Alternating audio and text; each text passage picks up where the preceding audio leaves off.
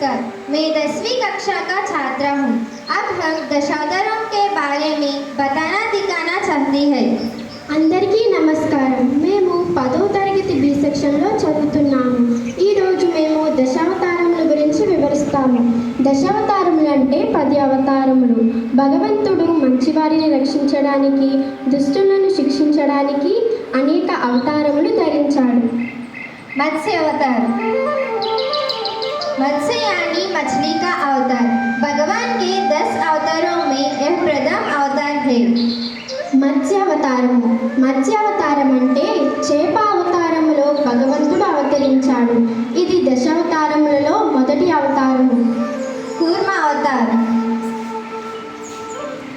भगवान विष्णु का दूसरा अवतार है। समुद्र मंथन में सहायता करने के लिए भगवान विष्णु ने कूर्म अवतार लिया था।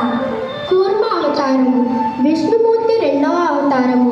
సముద్రాన్ని మదించినప్పుడు భగవంతుడు కూర్మావతారంగా అవతరించాడు. वराह अवतार, भगवान विष्णु का तीसरा अवतार है। दैट हिरण्यक्ष ने संहार किया था। వరాహ అవతారము. భగవంతుని యొక్క మూడవ అవతారము. హిరణ్యాక్షుని సంహరించడానికి భగవంతుడు ఈ అవతారం ధరించాడు. नरसिंह अवतार, जो आधे मानव और आधे सिंह का रूप में प्रकट होते हैं। दैत्य के राज हिरण्यकश्यप का अंत किया था। నరసింహ అవతారం.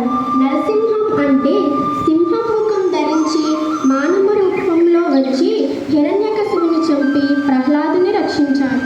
वामन अवतार, श्री वामन भगवान विष्णु का 5वां अवतार है। వామన అవతారం. భగవంతుని 5వ అవతారం. బలి చక్రవర్తిని 3 అడుగులు దానం అడిగి భూమి మీద 1 అడుగు, ఆకాశంలో 1 అడుగు పెట్టి 3వ అడుగు బలి చక్రవర్తి శిలువుపై పెట్టి పాతాళ లోకానికి పంపి ఇంద్రుని కాపాడాడు. परशुराम अवतार, परशुराम अवतार विष्णु भगवान का 4वां अवतार है। परशुराम का मूल नाम राम था, लेकिन भगवान शिव ने उन्हें अपना परशु नामक अस्त्र प्रदान किया, तभी से उनका नाम परशुराम हो गया। పరశురామ అవతారం. 6వ అవతారం పరశురామ అవతారం.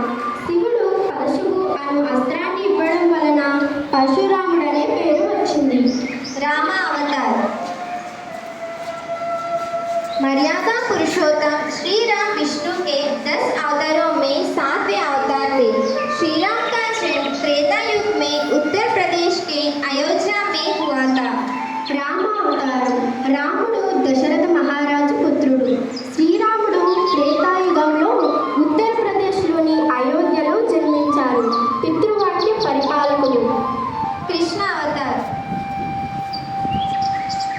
श्री कृष्ण विष्णु के 8वें अवतार है।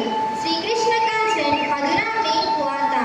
महाभारत में अर्जुन को गीता उपदेश भगवान श्री कृष्ण ने दिया था। కృష్ణ అవతారం.